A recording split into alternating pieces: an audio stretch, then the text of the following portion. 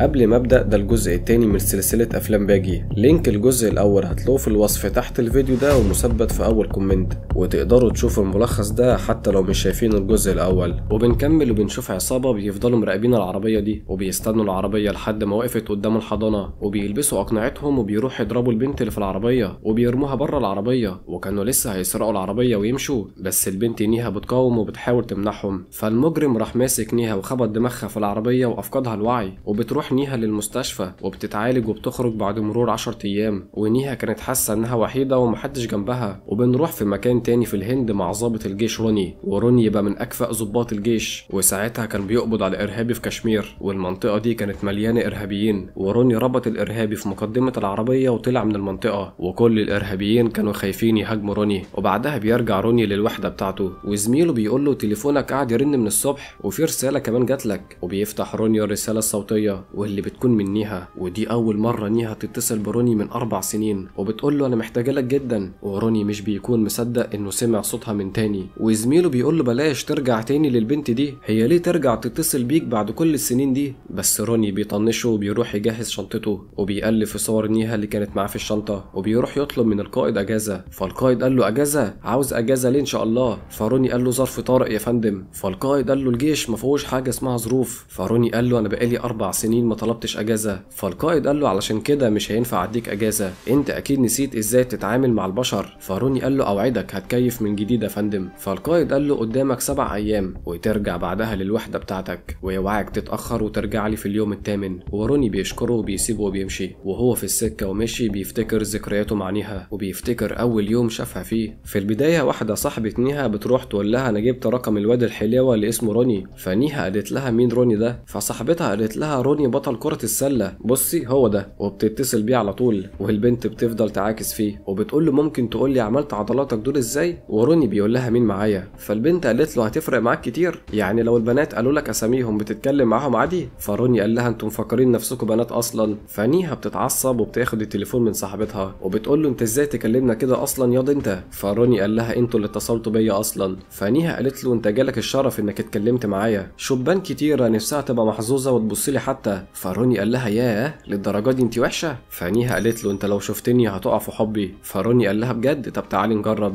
وبيخبط على كتفها وهي بتبص له، وفعلا روني اول ما شافها وقع في حبها وما قامش، وهي بتسيبه وبتمشي. وبتروح نيها تتكلم مع ابوها، وابوها بيقول لها في شاب محترم اسمه شيكار متقدم لك ولازم تقابليه وتقعدي معاه. وساعتها بيظهر روني وبيعدي من فوق كبوت العربيه وبيقول لها انا فعلا وقعت في حبك. وروني بيبقى عارف عنها كل حاجه، وبيقول لها الطبيعي الشخص بيعجب بحد علشان 3 حاجات. اول حاجه فيكي انك بتشتغلي على نفسك وشاطره في الدراسه، مش زي الباقي مقضيها لعب واحتفالات. والسبب التاني ان قلبك كبير، وقصده قلبها فعلا مش حاجه تاني. وبيقول لها صاحبتك بطلت تيجي الجامعه علشان مش عارفه تدفع المصاريف، بس انت علشان قلبك كبير دفعت لها المصاريف. والسبب التالت بقى هو طيبه قلبك فعلا. وبيفضل يغازل فيها وفي حلاوتها، وكل ده وابوها واقف. وروني لما بياخد باله بيسلم عليه وبيقول له عامل ايه يا حمايه؟ ابقى احفظ شكلي بقى علشان هتشوفني كتير الفتره الجايه. وبيسيبهم وبيمشي. وابوها بيقول لنيها ابعدي عن العيال الصيع اللي زي دي، وهي بتقول له ماشي. وتاني يوم روني كان بيلعب سله، وبتجيله نيها وبتقول له انت يا مايكل جوردن اسمعني كويس علشان مش هعيد كلامي مرتين. اولا انت شايف نفسك قوي، وثانيا قعدت تقول كلام اهبل قدام ابويا، وثالثا عمال بتمشي ورايا وبتراقبني، وانا بكره الشباب اللي فيهم الصفات دي. بس حبيت فيك حاجه واحده، انك بتقول اللي جواك بمنتهى الشجاعه، وبتكتب له رقمها على الكوره وبتقول له ده رقمي لو عوزت تقول لي اي حاجه تاني اتصل بيا. وبتضحك وبتسيبه وبتمشي. ومن بعدها الحب بيولع في الذره، وبيقعدوا يكلموا بعض طول الوقت، وبيخرجوا وبيقضوا اوقات حلوه. وروني بيوعدها وعد ابدي وبيقول لها انا هفضل احبك طول عمري مهما حصل، وهفضل جنبك طول الوقت، وحتى لو انا مش جنبك هفضل حواليكي في كل مكان، وايا كان اللي هيحصل عمري ما هسيبك او اتخلى عنك. وبعدها بيروحوا يحضروا فرح واحد صاحبهم، وبيقعدوا يرقصوا ويغنوا. وبيخش عليهم ابو نيها وبياخد نيها وكان ماشي، بس روني بيمسك ايد نيها وبيقول لابوها انا بحب بنتك.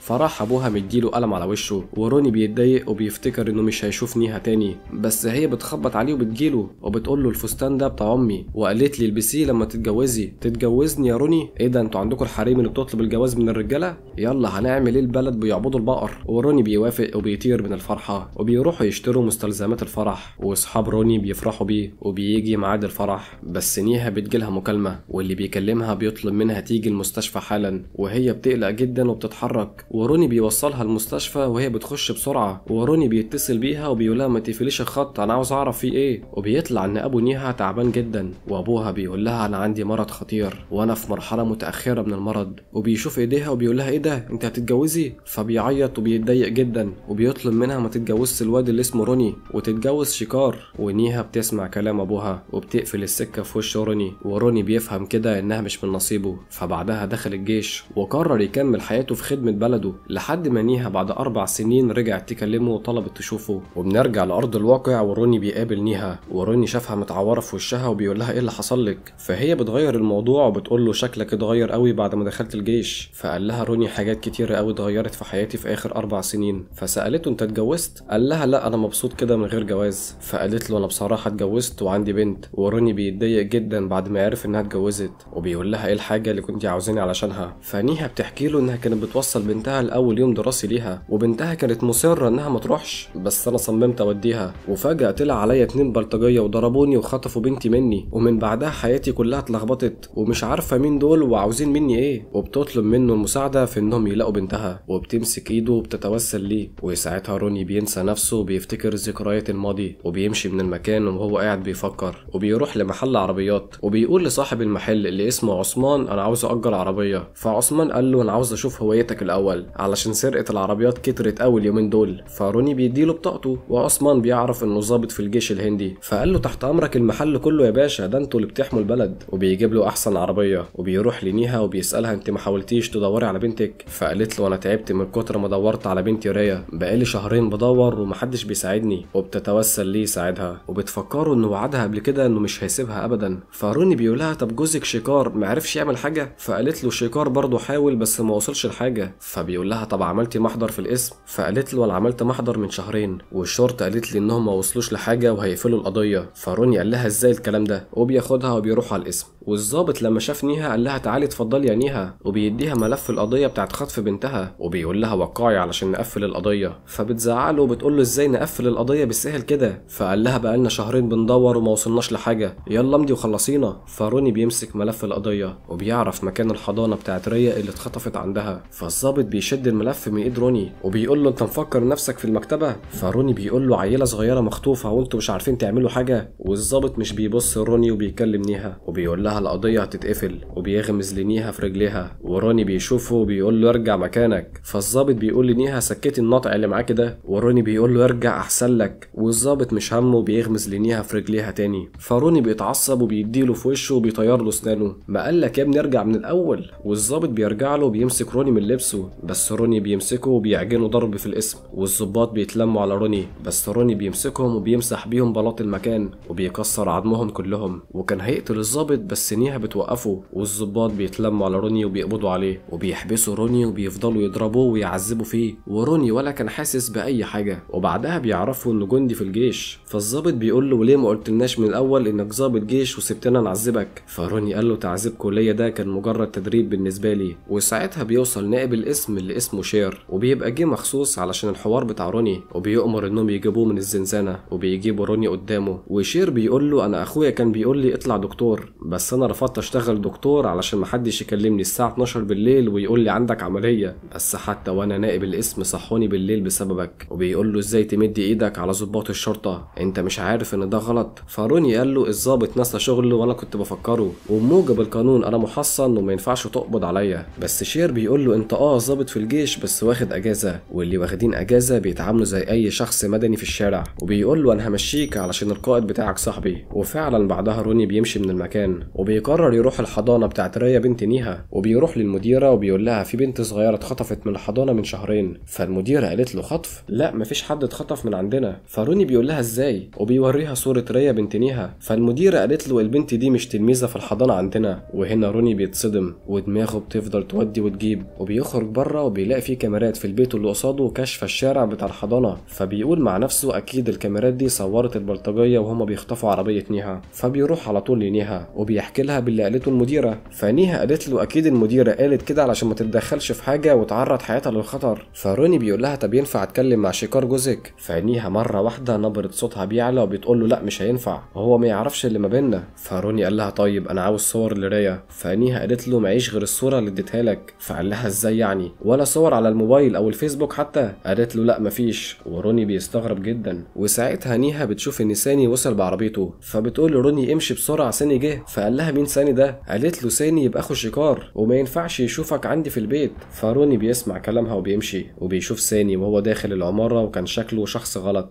وشايل معاه مسدس. وساني بيخش على نيها وبيقول لها ازيك يا بيبي، بس نيها ما كانتش بتطيقه. وروني بيتسلل وبيشوف ساني من شباك البيت وبيشوفه وهو بيشد بودره، ونيها بتتعصب على ساني وبتقول له امشي من هنا حالا، وبيسمع كلامها وبيمشي. وروني بيرجع لها وبيقول لها ايه اللي انا شفته ده؟ اديني رقمه وعنوانه عشان اتاكد انه ما يجيش يضايقك تاني. وفعلا بياخد رقمه وعنوانه وبيمشي. وبيقابل واحد جار لنيها وبيساله انت تعرف شيكار ومراته نيها؟ فالراجل قال له اه اعرفهم. فروني قال له شفت بنتهم اخر مره امتى؟ فالراجل قال له بنتهم؟ هم مخلفين اصلا؟ انا عمري ما شفت عيال معاهم قبل كده. وروني بياخد الصدمه وبيمشي وبيروح يتصل برقم ساني وبيقول له من شهرين بنت اخوك اتخطفت، عاوز اتكلم معاك بخصوص الموضوع ده. فساني قال له انت ظابط؟ فروني قال له لا انا صحفي. فساني قفل في وشه السكه وبيمشي روني وبيخبط في الراجل السكران ده، والراجل بيقع منه الكارنيه ده واللي بيطلع انه كارنيه ظابط. فروني بياخد الكارنيه وبيقرر يستغله وبيروح للبيت اللي في وش الحضانه وبيقول للحارس انا ظابط وعاوز اشوف تسجيل الكاميرات. وبيقعد على الجهاز وبيشغل تسجيل اليوم اللي اتخطفت فيه ريا بنت نيها، بس بيكتشف ان اليوم ده مقصوص منه 3 ساعات. فروني قال له الاقي ال3 ساعات المحذوفين دول فين؟ فالحارس قال له في مكتب المدير. وروني بيقرر يشوف تسجيل اليوم اللي قبليه وبيكتشف ان ساني كان موجود قدام الحضانه، فبيستغرب وبيقول لنفسه هو كان بيعمل ايه هنا، وبيدي للحارس الفلوس دي وبيقول له تجيب لي ال3 ساعات المحذوفين من غير ما حد يعرف، وبيديله رقمه وبيقول له كلمني لما تجيب التسجيل. والحارس بيوافق. وبنروح لاسم الشرطه من تاني، وساعتها كان في ضابط جديد لسه متعين في الاسم واسمه سينج. سينج ده كان متنكر في اخر عمليه في هويه تاجر مخدرات، فكان لازم يدمن المخدرات علشان يلبس الدور، ففضل مدمن للمخدرات على طول. وبيخش للنائب شير، وشير بيقول له حوار انك بقيت مدمن ده مش حلو في حقك، لازم تثبت انك ضابط شاطر وسمعه الضابط هي اهم حاجه فيه. وبعدها روني بيروح يراقب ساني وعصابته وبيفضل ماشي وراهم وبيشوفهم بيشتروا مخدرات من عثمان، وبيتصدم روني لانه كان مفكر عثمان شخص طيب. وروني بيجري علشان يلحقهم بس هما بيكونوا اختفوا، وواحد فيهم بيظهر من وراه وبيرفع عليه السلاح وبيسأله انت مين وعاوز مننا ايه؟ وروني بيلف بسرعه وبيدور فيهم الضرب وبياخد منهم السلاح وبيرفعه على واحد منهم وبيسأله فين ريا؟ والراجل بيقول له انا معرفش حد بالاسم ده. فروني بيسيبه وبيروح لعثمان وبيقول له مين اللي كانوا معاك دول؟ فعثمان قال له دول كانوا ناس تايهه وانا بدلهم على المكان. وروني بيشوف كيس الفلوس اللي قدامه وقال له ناس تايهه هيدفعوا لك كل الفلوس دي علشان يسألوك على عنوان. فعثمان قال له انا بصراحه بتاجر في المخدرات والمنطقه دي عوق وكلها ناس شمال، ونصيحه مني ليك قبل ما تاخد اي خطوه فكر فيها كويس. فروني بيطلع له صوره ريا وبيقول له انا بدور على البنت دي، بس عثمان بيقول له انا ما شفتهاش قبل كده.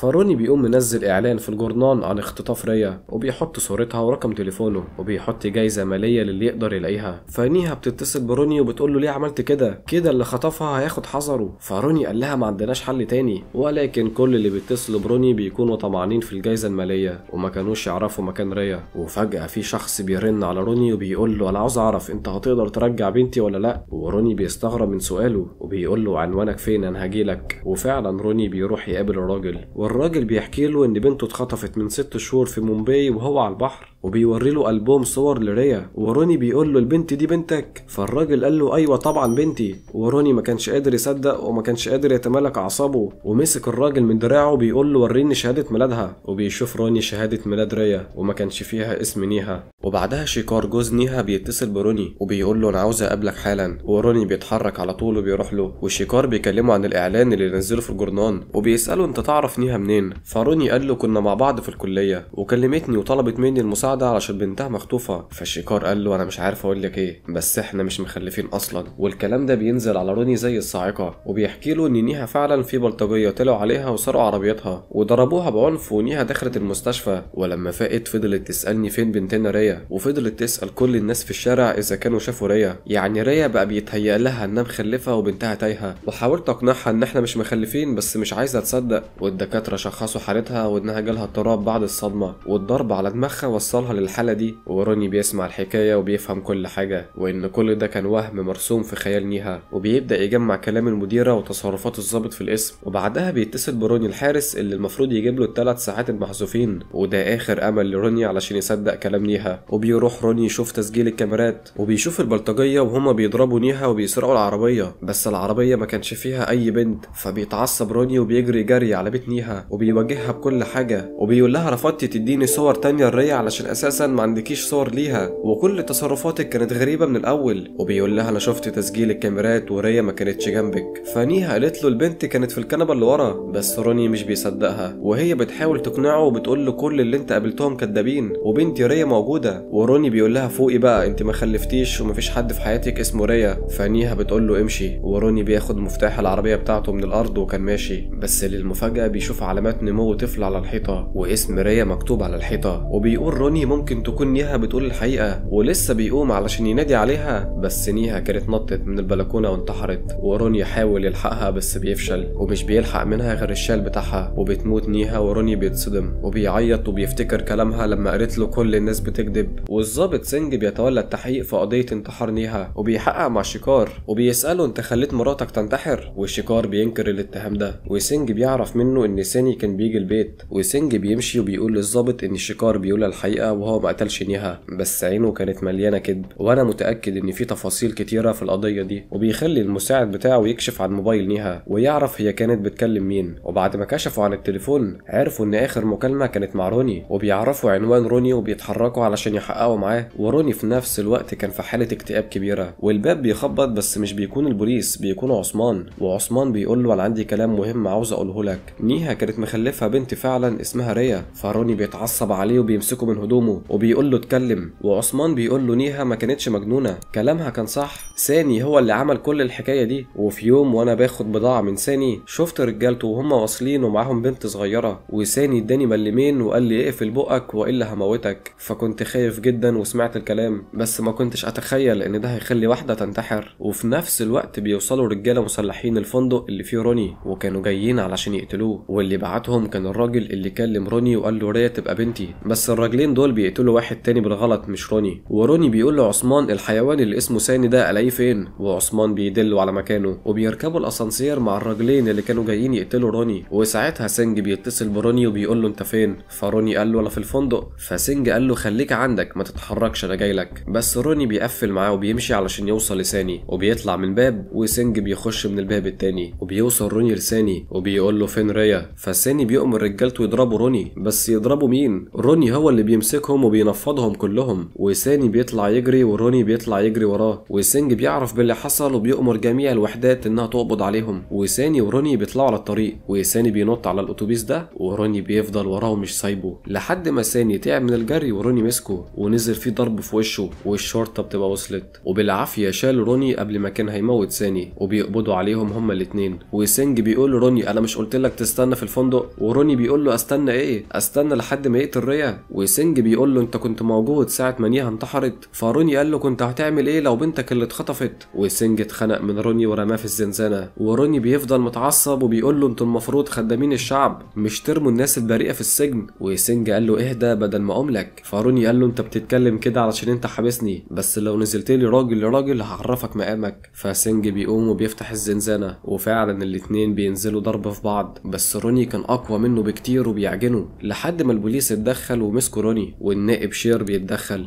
وروني قال لهم خدتوا كام رشوه علشان تسكتوا عن الحق؟ فالشير قال له تقصد ايه؟ فروني قال لهم ساني اللي انتوا سبتوه يمشي هو اللي خطف بنت نيها. فالشير قال له عندك دليل على كلامك؟ قال له عثمان. وفعلا بيجيبوا عثمان، وعثمان بيقول الحقيقه وانه شاف رجاله ساني خاطفين ريا. فالشير قال له هتقول الكلام ده في المحكمه قدام القاضي؟ قال له هقول. فبيجيبوا ساني علشان يحققوا معاه، وسينج كان عاوز يحقق معاه بس شير رفض وقال له انا اللي هحقق معاه. وبيخشوا بيسألوا بيسأله فين ريا، فساني بيكذب وبيقول له معرفش حد بالاسم ده، وبيقول له هات سيجارة، وبيكون ساني مهلوس من المخدرات اللي بيشربها وبيتجنن وصوته بيعلى، وكان هيقوم يضرب النائب شير بس سينج بيتدخل وبيرفع عليه السلاح وكان هيضربه بس شير بيمنعه، وساعتها ساني سرق السلاح بتاع شير ورفعه عليه، بس شير كان معاه سلاح تاني وقتل ساني بسرعة، وروني بيخش جري وما كانش عاوز ساني يموت لانه كده مش هيعرف مكان ريا وبينفجر من الغضب، وشير بيقعد معاه بعدها وبيهديه، وروني بيقول انا كان نفسي انتقم من ساني وانقذ ريا بس للاسف فشلت وكاني شاركت في موت نيها، فشير بيقول له ما تقلقش انا هحقق في القضية دي بنفسي وان شاء الله هنوصل لريا. وبعدها بنروح لعثمان وبيطلعوا عليه الاتنين البلطجية اللي كانوا جايين يقتلوا روني في الفندق، وبيوقعوا العكاز من عثمان وبيفضلوا يعذبوا فيه بأبشع الطرق قبل ما يموتوه، وبيكسروا له كمان رجله التانية، وساعتها بيوصل روني وبينده على عثمان، فالاتنين البلطجية سمعوه وراحوا استخبوا، وروني لما شاف عثمان على الارض بيجري عليه، ولسه عثمان هيحذره بس المجرمين بيخنقوا روني بسلسلة حديد، وروني بيتخلص منهم بس الاتنين بيختفوا فجأة وبيفضلوا يضربوه ويختفوا، وبعدها بيظهروا وبيتكتروا عليه وبينزلوا في ضرب، وروني بيقول لهم خلصتوا يلا جه دوري، وبيمسك الاتنين وبيضربهم بكل افتراء، والاتنين ما كانوش عارفين يقفوا قصاده، وروني بيشطب عليهم بسرعة وبيعذبهم بنفس الطريقة اللي عذبوا بيها عثمان، وبيجري وبيروح لعثمان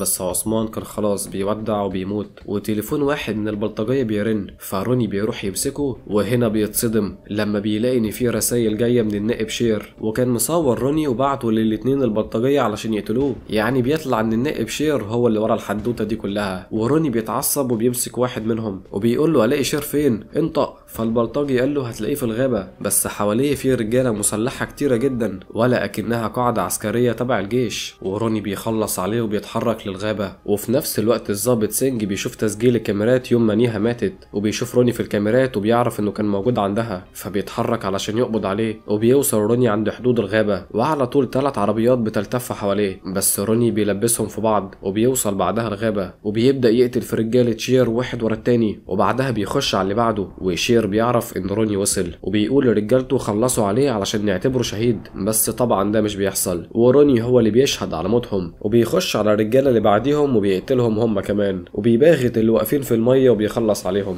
وفي الوقت ده بيوصل القائد بتاع روني في الجيش وبيقابل الضابط سينج وبيسأله قبضتوا على روني ولا لسه، فسينج قال له لسه بس ان شاء الله يا هنقبض عليه يا هنقتله، فالقائد قال له تقتل مين يا حبيبي انا جاي احذركم من روني ده جيش لوحده ويقوم بيكوا كلكوا، فسينج قال له انا سلاحي في طلقة واحدة وانا طلقتي ما بتخيبش، وروني ساعتها بيخش اوضة الاسلحة وبياخد الاسلحة اللي هو عاوزها وبيفجر الاوضة، وبيطلع بعدها على رجالة شير وبيفضي خزنة الاسلحة عليهم، وبعدها اسلحته بتخلص وبيرميها، بس لو سلاح روني خلص في ايده ب1000 سلاح، وبيخش يعارك الرجالة دي وبيخش على رجالة بتعاركوا بالسكاكين بس اخرهم بيقطعوا له التيشيرت، وروني بيخلص عليهم بكل سهولة، وشير بيحاول يكلم رجالته بس محدش بيرد علشان بيموتوا، وروني لسه مكمل ومحدش قادر عليه، وبتوصل طيارة فيها رجالة معاهم سلاح بيضرب 650 طلقة في الدقيقة، وروني ما شاء الله بيفادي الرصاص كله وبينط جوه الطيارة وبيكسر عظم الرجالة اللي جوه وبيرميهم وبيسيطر على الطيارة وبيدمر المعسكر بالكامل، بس في رجالة بتبقى لسه عايشة وبيضربوا على الطيارة نار والطيارة بتقع وبتتدمر، وروني بيكون خرج منها وبيخش البيت اللي فيه شير، وفي رجالة بتقف في سكته بس روني بيقتلهم على السريع، وبيبقى روني تعب جدا وبيجيب دم بس لسه مكمل، وبيخش عليه واحد عملاق وكان عاوز يقتله بالسكينة بس روني بيصده وبيمسك ايده، فالراجل بيديله بالروسية بس سبحان الله الراجل هو اللي بيموت لما ادى الروسية لروني، ومش بيتبقى غير 4 رجالة بيكتفوا روني، بس روني بيضربهم كلهم برجله وعظم رجلهم كله بيتكسر، وشاف قدامه الراجل اللي قال له انا ابو ريا، فقال له انت بقى ابو ريا خد دي علشان ما تبقاش اب تاني، وخد دي واتكل على الله، ولكن ساعتها بيظهر شير وبيضرب روني بالنار والرصاصة بتيجي في بطنه، بس اكيد روني مش هيموت موتة تافهة زي دي، وبيجي جنبه بيقول له انا مش قلت لك انا هحقق في القضية واخلع انت من القصة دي، وبيسأله انت عاوز ايه، فروني قال له عاوز ريا، فشير قال له ريا عايشة عاوز حاجة تاني، وبيبدأ شير يحكي له هو ليه خطف ريا، وبيحكي له انه بقى بيتاجر في المخدرات علشان زهق من شغلانته وعاوز مصدر دخل تاني، وجات له فرصة ذهبية عن طريق ريا، وانه في يوم راح المخزن عند ساني وخد منه صندوق مخدرات، وسمع ساعتها صوت بنت بتعيط،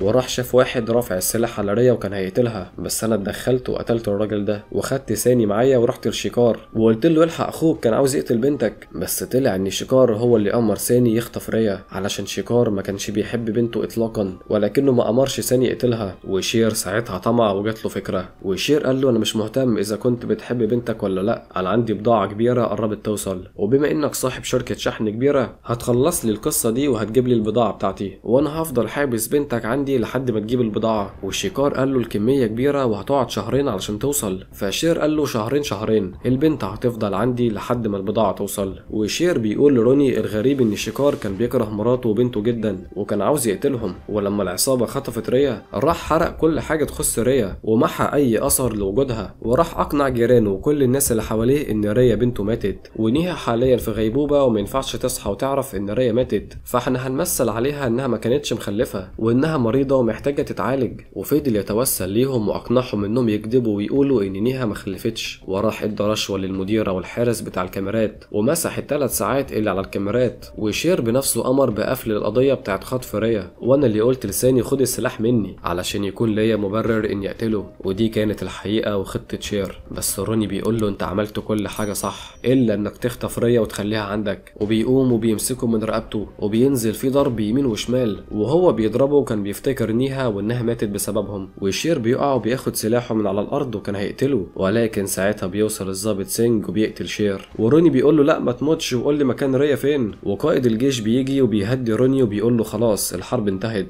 وروني بيعيط وبيقول له لسه ما لقيتش ريا. وسينج بيقول للقائد مش قلت لك رصاصتي ما بتخيبش ابدا. وساعتها بتظهر ريا وروني بيشوفها وبيغمى عليه، وبعدها بياخدوا روني على المستشفى. والضابط سينج بيجي وبيحكي روني اخر سطر في الحكايه، وانه راح قبض على شيكار وحقق معاه. والشيكار حكاله انه في يوم راح للدكتور وعرف منها انه عقيم ومش بيخلف، فالشيكار قال لها ازاي انا مخلف بنت، فالدكتوره قالت له مستحيل تكون بنتك. وسينج بيقول لروني اتمنى تكون فهمت ليه نيها اختارتك انت علشان ترجع بنتها علشان ريا تبقى بنتك انت كمان. وبيطلع ان لما نيها قالت له انا مش هقدر اتجوزك وهتجوز شيكار، روني خدها ولعبوا عريس وعروسه، فنيها حملت وخلفت ريا. والشيكار لما عرف انها مش بنته قرر ينتقم من نيها ويخلص من ريا، وباقي الحكايه انت عارفها. وروني بيتصدم صدمه عمره، وبيروح روني يشوف بنته ريا وما كانش مصدق نفسه وبيتخيل بوجود نيها جنبه. وبكده نكون وصلنا لنهايه الجزء الثاني، واستنونا في ملخص الجزء الثالث والاخير. ولو عجبتكم الحلقه ما تنسوش تعملوا لنا لايك وتشتركوا في القناه، وباي باي.